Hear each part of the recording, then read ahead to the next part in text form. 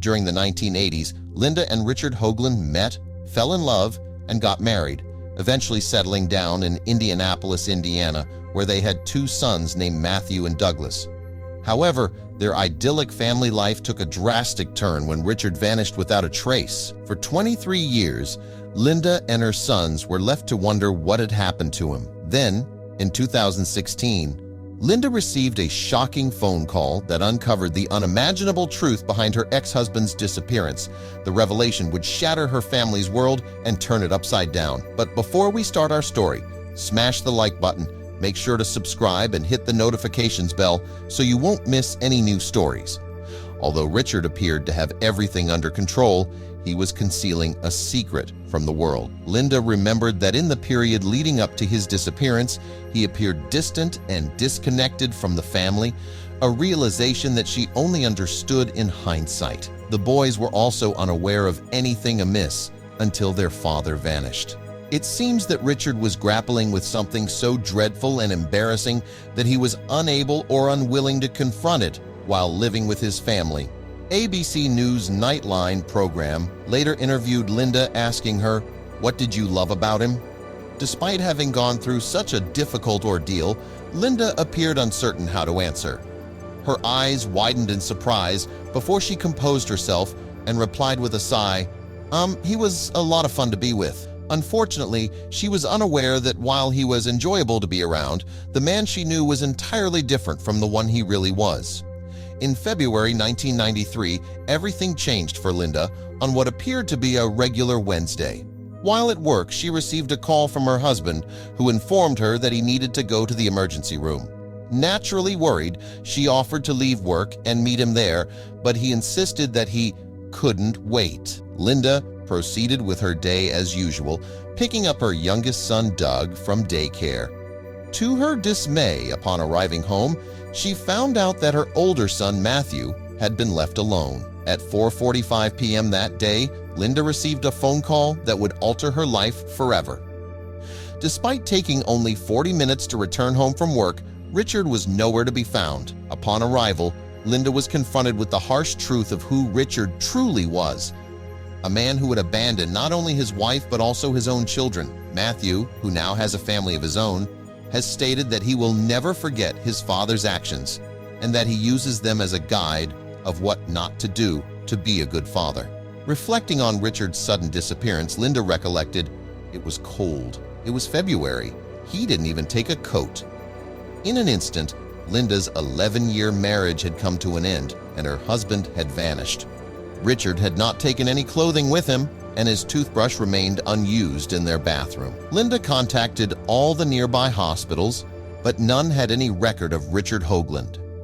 He appeared to have everything a person could want: a caring wife, 2 lovely children, family vacations, and career success.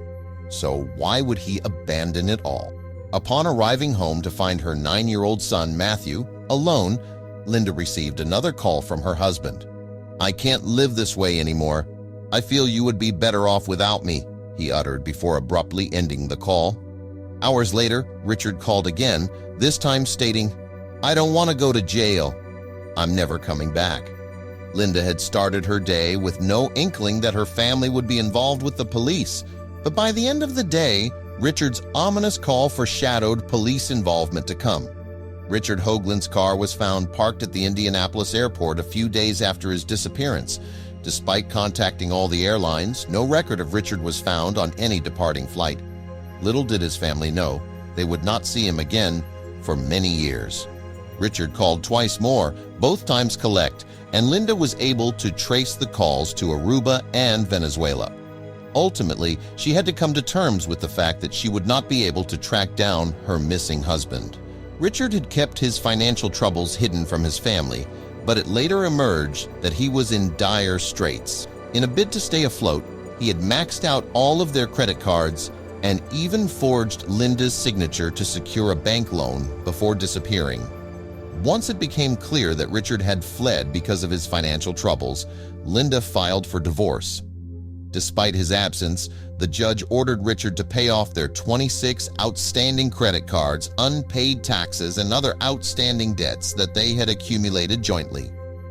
Richard Hoagland's last known contact with his family came in the form of birthday cards for his sons. Each contained $50 and a message expressing love and regret. He urged them to let their mother help spend the money and hinted they might meet again, though he admitted he might not recognize them after so long. The cards ended with a simple farewell. "Bye, Dad. At first you think, this won't last. He'll come back," said his son Matthew. But he never did. "He devastated us," added Linda, his ex-wife. "He left us with nothing."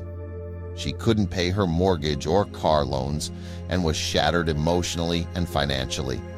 To make things worse, police suspected Linda of helping Richard. She was repeatedly questioned and accused of knowing his whereabouts. Meanwhile, strange people began following her in public. Linda, already under pressure, grew increasingly paranoid. She believed her mail was being tampered with, and some events suggested she was being watched. One day, her father discovered a listening device on her phone, proof that someone had been eavesdropping. The harassment took a toll. Linda began to believe Richard had gotten involved with dangerous people and that fear for their safety was why he left. Eventually, Linda's house was foreclosed, her car repossessed, and her sense of security gone. "When you're in that situation, you become extremely paranoid," she recalled.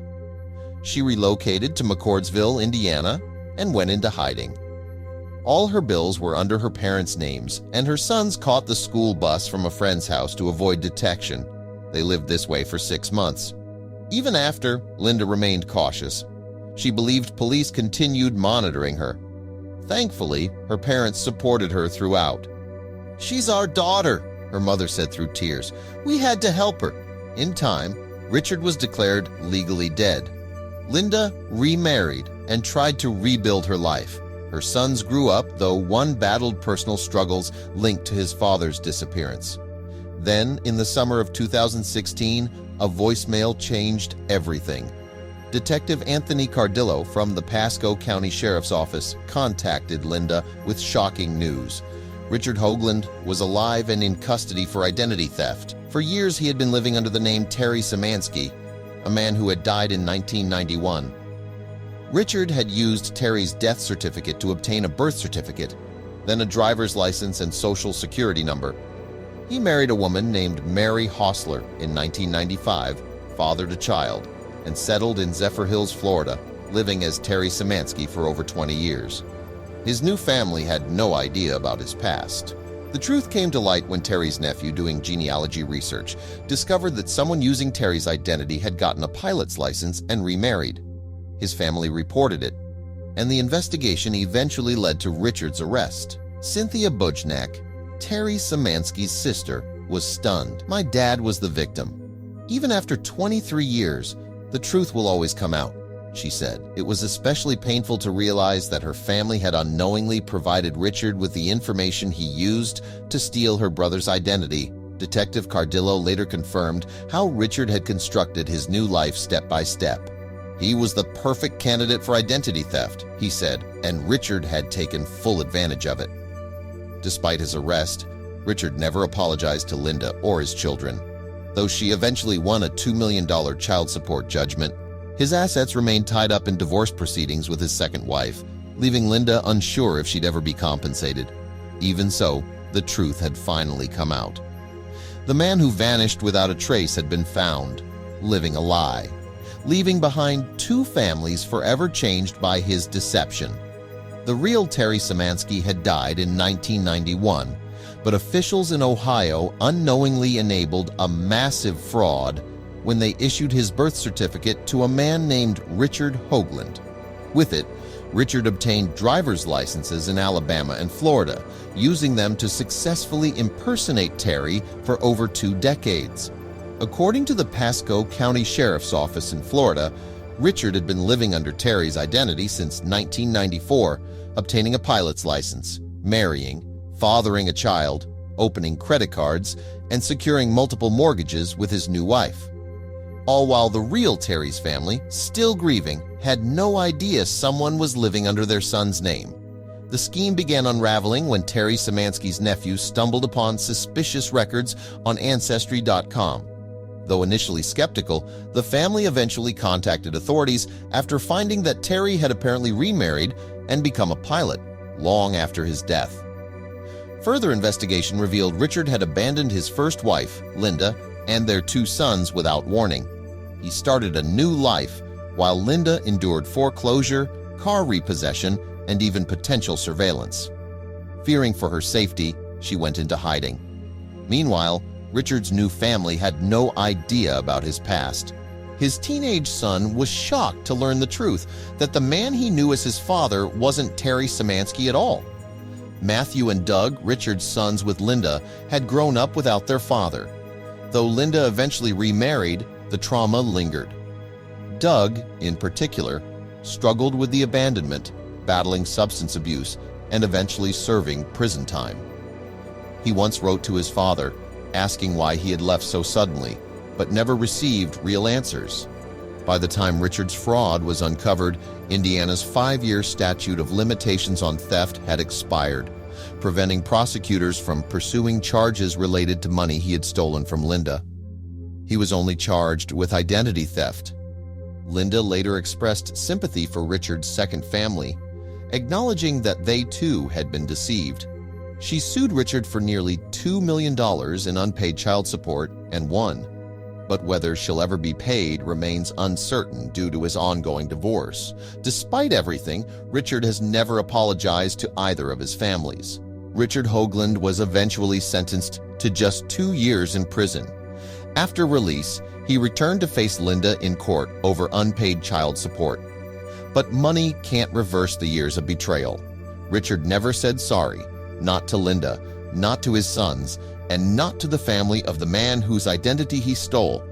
And for everyone involved, the scars remain.